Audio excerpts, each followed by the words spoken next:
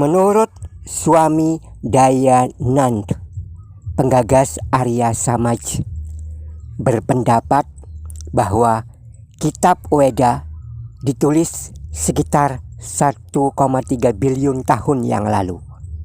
Kitab ini sendiri merupakan kumpulan puji-pujian yang termasyhur, terdiri dari 4 bagian yang utama, yakni Rig Weda, Yajur Weda, Sama Weda, dan Atharwa Weda.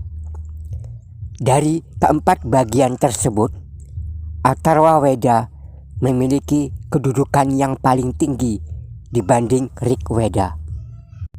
Yajur Weda dan Sama Weda dikenal sebagai Brahma Weda. Selain dalam kitab Purana dan Upanishad, kitab Weda juga telah memberitakan akan datangnya Nabi Muhammad.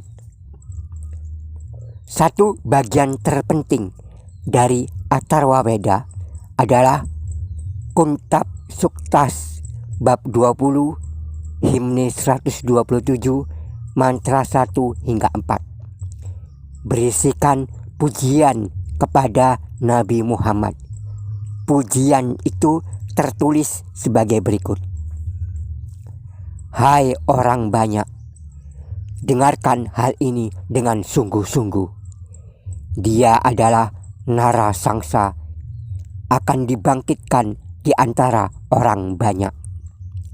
Kita mengambil orang Kauram itu di dalam perlindungan kita dari 60.000 dan 90 musuh-musuhnya, yang kendaraannya adalah 20 unta dan 2 unta betina, memiliki 12 orang istri, dan naik ke langit dengan kendaraan tercepat. Dia adalah seorang risi penunggang unta. Dia adalah mamah risi yang diberi 100 koin emas, 10 karung, 300 kuda terbaik, dan 10.000 sapi. Sebarkanlah seluruh kebenaran, wahai engkau yang terpuji.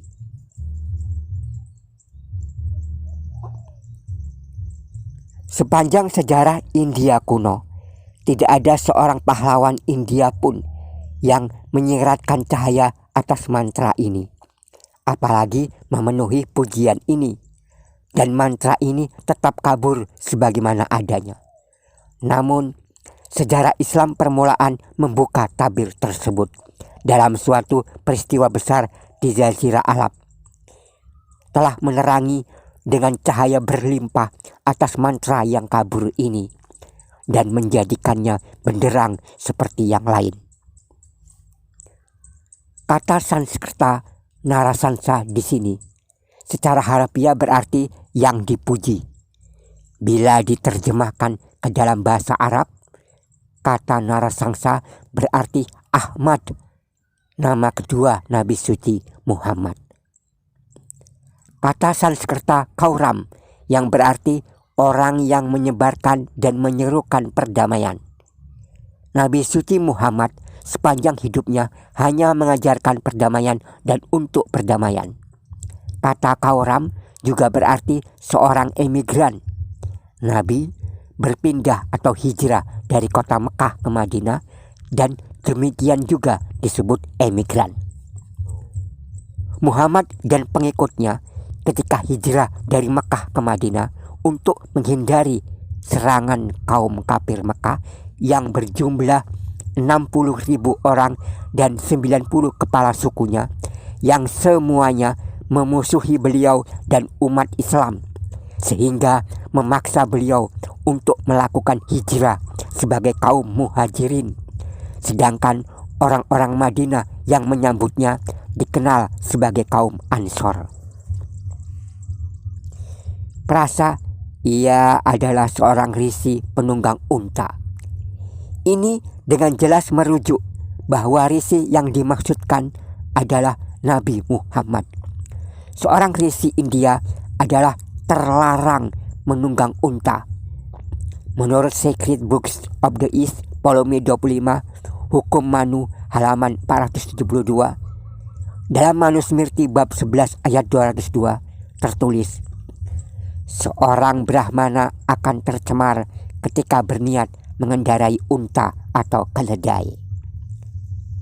Mantra ini memberi nama risi tersebut sebagai Mamaha. Tak ada resi di India atau seorang nabi lain yang pernah mempunyai nama seperti ini. Etimologi dari kata mah berarti menghargai tinggi, menghormati, memuliakan, membesarkan, meninggikan, dan pujian. Nama Muhammad secara etimologi berasal dari kata Hamid yang juga berarti memuji, memuliakan, atau pujian. Hal ini menunjukkan bahwa Mamah Risi yang dimaksud adalah Nabi Muhammad. Nabi Muhammad memiliki 12 orang istri, yaitu Khadijah, Saudah, Aisyah, Hafsah, Zainab, Ummu Salamah, Zainab, Juwairiyah, Raihana, Ummu Habibah, Sofia, dan Maimunah. Ketika melakukan Isra Mi'raj dari Masjidil Haram Mekah ke Masjid Al-Aqsa di Palestina, kemudian naik ke langit menghadap Allah untuk menerima perintah sholat. Oleh malaikat Jibril, Nabi Muhammad diberikan buraq, sejenis kuda dari surga yang merupakan kendaraan tercepatnya. Ia diberi 100 koin emas, mengacu kepada 100 orang pengikut beliau yang pertama kali memeluk Islam. 80 diantaranya telah hijrah lebih awal ke Abyssinia. Ketika Nabi Muhammad hijrah ke Madinah, mereka pun kembali berkumpul di Madinah. 10 kalung adalah 10 sahabat terbaik Nabi yang terpilih. Mereka dikenal sebagai Al-Asyara Al-Mubasysyirun yang diberikan berita gembira tentang balasan surga yang akan mereka dapatkan di akhirat kelak. Ke-10 sahabat itu adalah Abu Bakar, Umar bin Khattab, Utsman bin Affan, Ali bin Abi Thalib, Thalha, Zubair, Abdurrahman bin Auf, Sa'ad bin Waqqas, Zaid bin Haritsah, dan Abu Ubaidah. Mereka dalam Weda disebut sebagai Das Asyuriyah, 10 jambangan bunga dari surga. 300 kuda terbaik adalah jumlah 300 pasukan yang dipimpin oleh Nabi Muhammad ketika menghadapi 1000 pasukan kaum kafir Mekah dalam perang Badar. Jumlahnya yang tepat adalah 313, tapi dalam banyak nubuat jumlah ini digenapkan. 10.000 sapi mengacu kepada 10.000 pengikut yang bersama Nabi Muhammad ketika memasuki kota Mekah pada tahun 630 Masehi dalam keadaan aman, damai, dan tanpa pertumpahan darah, yang dikenal dalam sejarah Islam dengan peristiwa Batu Makkah. Kata Sanskerta go dalam mantra di atas berasal dari kata gau yang berarti pergi berperang. Di dalam Weda, sapi juga disebut go dan merupakan lambang dari peperangan, keamanan, dan persahabatan. Kita dapati kedua makna dalam diri sahabat-sahabat Nabi Muhammad. Mereka adalah manusia yang beriman dan penuh kasih sayang seperti sapi, dan kuat serta perkasa dalam menegakkan keamanan dan keadilan. Sifat mereka ini pula diuraikan di dalam Al-Quran Surah Al-Fat ayat 29. Muhammad itu adalah utusan Allah, dan orang-orang yang bersama dengan dia adalah keras terhadap orang-orang kafir, tetapi berkasih sayang sesama mereka. Kamu lihat mereka rukuk dan sujud mencari karunia Allah dan keridhoannya. Sebarkanlah seluruh kebenaran, wahai engkau yang terpuji. Maksudnya bahwa Muhammad adalah nabi yang diutus kepada seluruh umat manusia untuk menyeru kepada kebenaran. Mengenai risalah beliau, Allah berfirman di dalam Al-Quran, sesungguhnya kami telah mengutus kamu dengan kebenaran. Quran Surah Al-Baqarah ayat 119.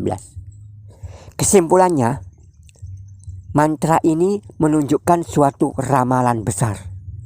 Mantra ini tidak hanya secara khusus ditujukan kepada umat Hindu, tetapi juga umat manusia pada umumnya, agar mendengarkan kata-kata ini dengan penuh perhatian dan penghormatan. Mereka tidak dapat mengabaikan kata-kata ini, hanya menganggapnya sebagai teka-teki. Ungkapan Sanskerta kata asphyxiate yang digunakan dalam mantra ini dalam future tense berarti dia akan dipuji. Mantra ini sekaligus menggambarkan bahwa peristiwa ini akan terjadi pada masa yang akan datang, ketika Mamah Risi atau Nabi Muhammad datang. Dan adalah suatu fakta yang diakui, satu-satunya nama Nabi yang secara harafiah berarti yang dipuji adalah Muhammad. Semua Nabi telah memujinya dan telah memberitakan akan kedatangannya. Dalam buku Ensiklopedia Britannica edisi ke-11 halaman 898, Nabi suci Muhammad disebut sebagai Nabi yang paling sukses dari semua Nabi dan pribadi keagamaan.